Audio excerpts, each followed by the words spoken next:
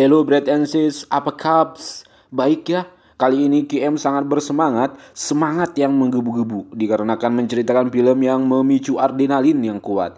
Perperangan tanpa henti, ya, melibatkan jutaan kepala tewas di dalamnya. Langsung saja, seduh kopimu, rebahkan badanmu dan ceki cuak.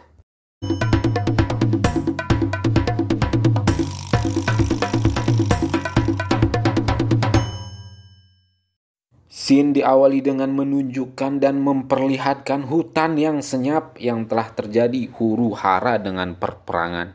Banyak sekali militer-militer yang gugur di perperangan ini.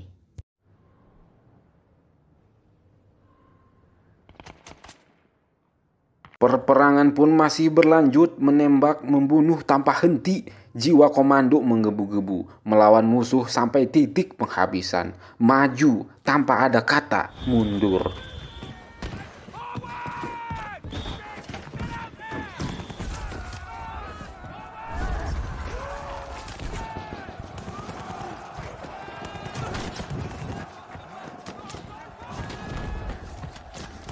Setelah perperangan terjadi, para mayat-mayat yang telah gugur pun dikubur dengan melepaskan dan mengumpulkan pakaian mereka terlebih dahulu untuk dicuci, dijahit, dan diberikan kepada mahasiswa atau para prajurit baru, walaupun prajurit-prajurit itu tidak tahu bahwa pakaian yang ia kenakan adalah pakaian bekas perperangan.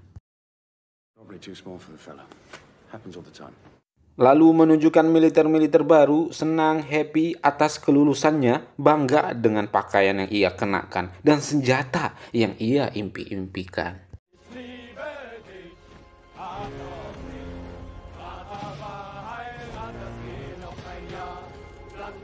Setelah kelulusan mereka, ya mereka pun langsung ditugaskan ke medan perang untuk menembaki musuh, bukan menembaki kamu yang tak luluh-luluh, cuak.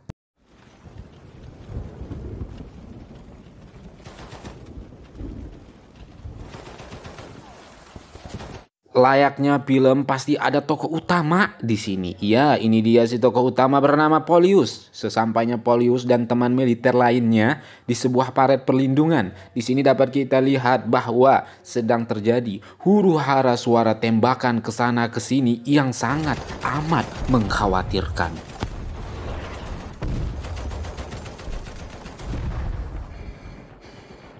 Dikarenakan hari itu hujan lebat mengakibatkan banjir, Polius dan 3 temannya ditugaskan untuk menimba air yang tergenang di paret itu. Walaupun sejuk, dingin seperti sifatmu, mereka tetap bersemangat.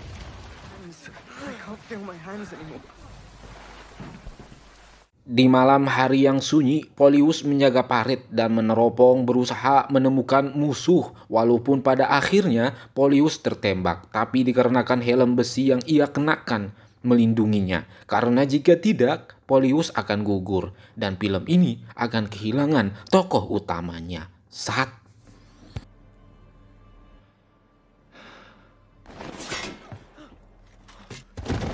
No. What's going on? You're fine. No, Paul. Lalu, tak lama dari situ, Polius dan tentara-tentara lainnya diserang sehingga mereka berinisiatif untuk bersembunyi di lubang bawah tanah. Teman-teman Polius takut dengan apa yang akan terjadi. Seketika itu, hening. Tapi beberapa menit kemudian, tiba-tiba ruangan bawah tanah itu runtuh. That's what my mum...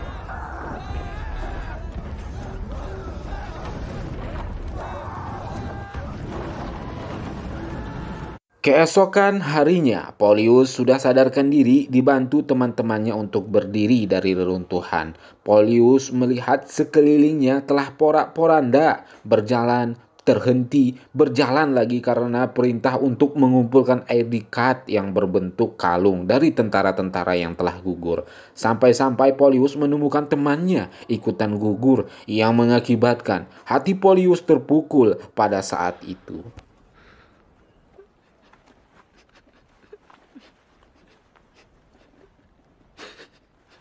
Lalu apa daya, Polius hanya bisa menahan perih dan luka karena ditinggal. Polius pun melanjutkan tugasnya untuk mengumpulkan ID card tentara yang telah gugur.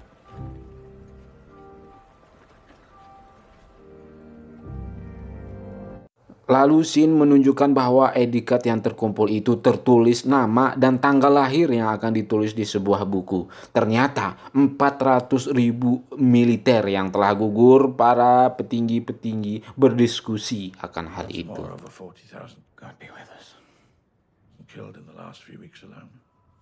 Kemudian Shin kembali ke Polyus dan seorang sahabat bernama Cat untuk mencuri seekor angsa di salah satu pemukiman di sana. Walaupun ketahuan, tapi Cat berhasil membawa seekor angsa. Run!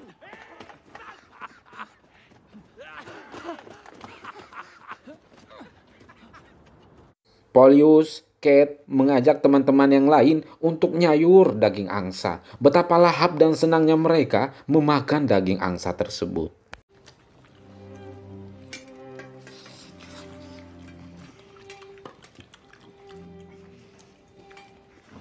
Yes. Di sebuah camp, Polyus pun bersenda gurau dengan teman-temannya, mengeluarkan kata-kata dark joke sampai-sampai semua tertawa. Pas dengan itu ada 3 orang wanita yang melintas. Seketika itu, jiwa buaya salah satu temannya bergejolak sehingga membantu para wanita tersebut. What is he doing?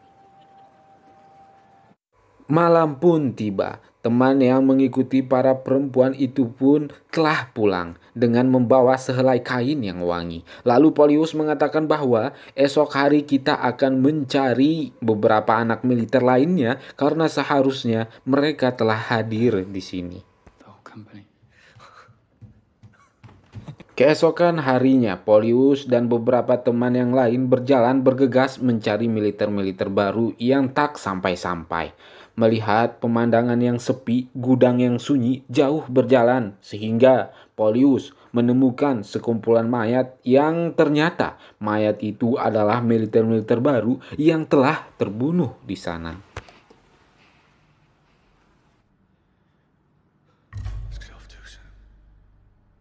Germany will soon be empty. Kemudian, Shin berpindah kepada jenderal yang memimpin peperangan ini. Seorang jenderal yang sangat ambisi akan kemenangan. Walaupun di sisi lain, ia mendengar bahwa para petinggi telah bernegosiasi akan perdamaian. We have to hold on now and wait for fresh troops. Shin lagi-lagi menunjukkan Polyus dan bala militer yang lainnya menuju medan perperangan. Di malam hari yang sunyi, sepi, mereka pun terus berjalan bersiap-siap untuk perperangan. Sampai saatnya para militer telah siap dengan apapun yang akan terjadi ke depannya, Polyus sedikit terbengong akan hal itu. Di sisi lain, para petinggi bernegosiasi akan perdamaian demi kemanusiaan karena telah banyak sekali jiwa yang menjadi korban akan perperangan ini. Para petinggi pun diberikan 72 jam untuk memikirkan menandatangani negosiasinya, dan di dalam 72 jam yang diberikan, perang akan tetap berlanjut, katanya. Hours passes by here. In God's name, don't let 72 thousands of lives depend on it. Kemudian para militer pun disiapkan berbaris untuk menyerbu musuh. Peluru, bom menghampiri mereka, tak pantang menyerah. Mereka terus maju dan maju sampai titik penghabisan.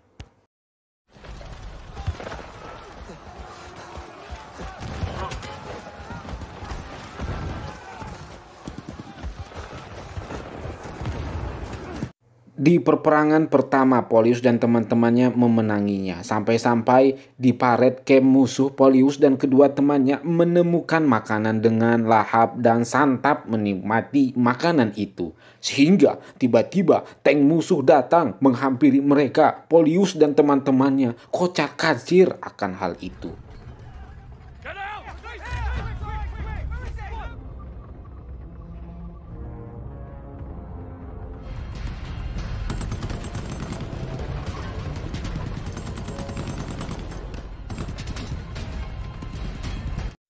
Di sisi lain, si jenderal hanya melihat, memantau perperangan yang bergemuruh di sana. Di tengah-tengah perperangan itu, para petinggi berdebat panas akan keputusan ini. Karena jika perang ini terus dan terus dilanjutkan, maka akan berdampak negatif dan akan terus-menerus menambah korban jiwa. He doesn't feel any honor. My son was killed in the war. Let's make peace. Masih di medan perang yang sangat amat membabi buta, suara peluru, bom di mana-mana, kematian tak terelakkan sehingga Polius terjatuh di salah satu lubang bersamaan dengan musuh. Polius berantam dan menancapkan pisau ke dada musuh, walaupun Polius agak sedikit menyesal akan hal itu.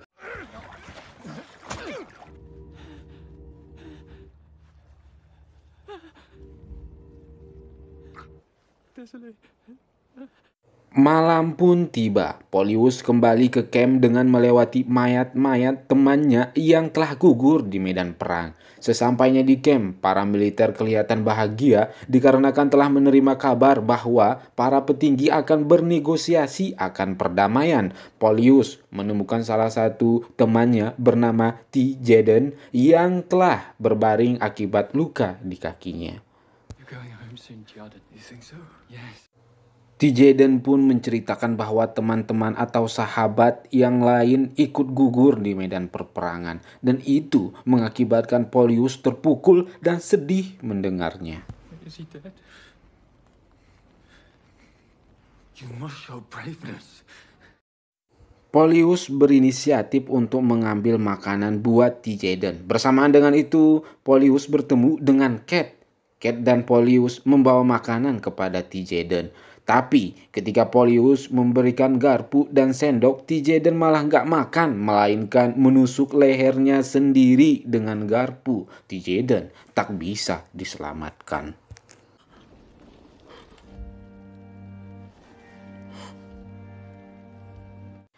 Masih di malam itu, Polius dan Cat pun bercerita panjang lebar dengan apa yang akan terjadi. Polius menyatakan bahwa ketakutan, kekhawatiran, gelisah menghampiri dirinya, sehingga Polius pun tertidur.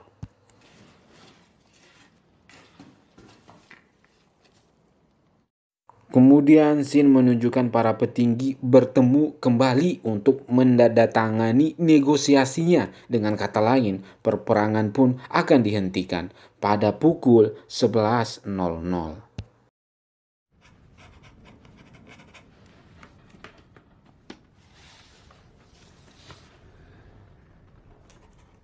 Scene lagi-lagi menunjukkan seorang jenderal yang berambisi kuat akan kemenangan. Ya, sedikit marah-marah akibat negosiasi itu karena memang si jenderal ini juga keturunan militer yang selalu menang di dalam peperangan. Di pagi hari yang cerah, Cat tak mendengar suara peluru sedikit pun. Tenang, aman, dan damai. Cat yang lapar lagi-lagi mengajak Polius untuk mencuri angsa di pemukiman warga. Tapi kali ini Polius yang masuk.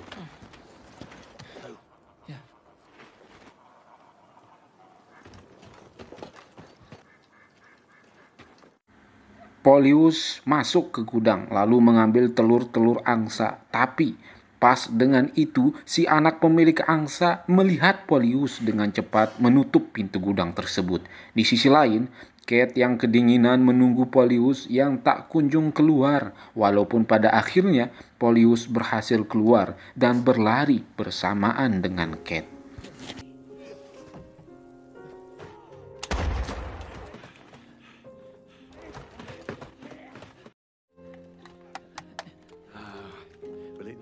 We can have an omelette.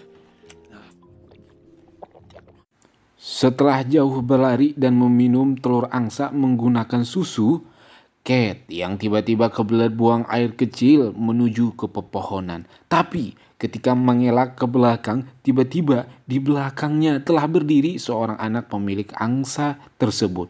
Dan yang terjadi adalah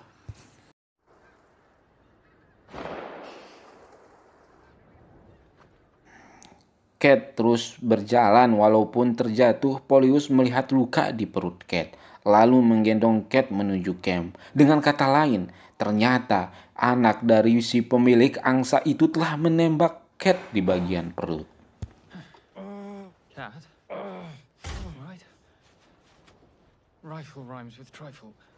Tak kenal lelah, Polius tetap menggendong. Sesampainya di camp, Polius yang haus minum terlebih dahulu dengan memerintahkan medis untuk memeriksa Kate. Si medis pun mengatakan bahwa Kate telah tiada dikarenakan peluru yang mengenainya adalah peluru beracun yang mengakibatkan darahnya beku. Polius seketika itu terhentak sedih mau ngapain lagi karena semua temannya telah meninggalkannya. Rasa sakit, sedih menghampiri otak dan hatinya. Pokoknya tak bisa KM bayangin.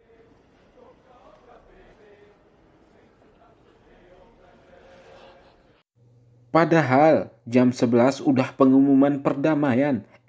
Kate malah mati. Sebelum jam menunjukkan jam 11, si jenderal mengumpulkan militer-militer yang tersisa. Para militer beranggapan ini adalah pidato perdamaian. Ternyata tidak. Ini adalah pidato yang memerintahkan mereka untuk kembali ke medan perperangan sebelum jam 11. Dan siapapun yang menentang keputusan jenderal langsung seketika itu diadili.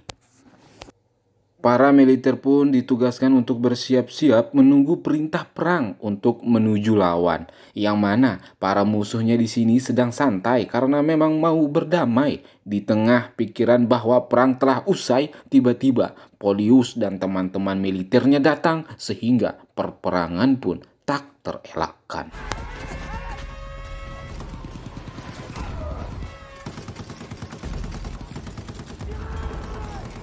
Polius pun sampai di titik di mana ia harus berkelahi dengan tangan kosong sehingga terlempar di satu ruangan paret. Saling tatap-tatapan, tapi tiba-tiba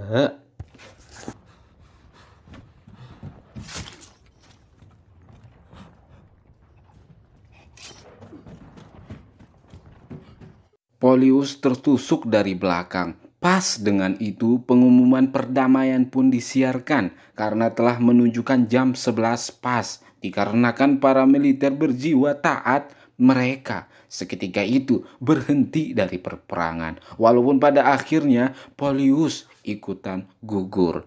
Maka film ini kehilangan si tokoh utama.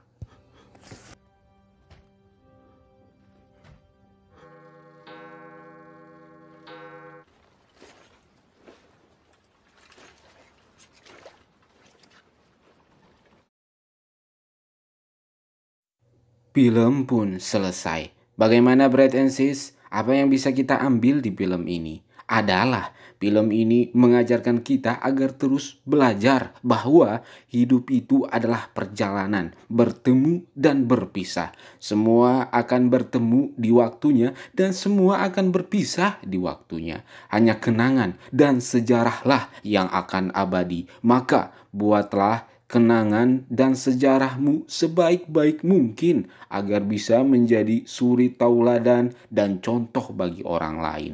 Saya KM. Sampai jumpa di alur cerita film selanjutnya. Cekik cuak.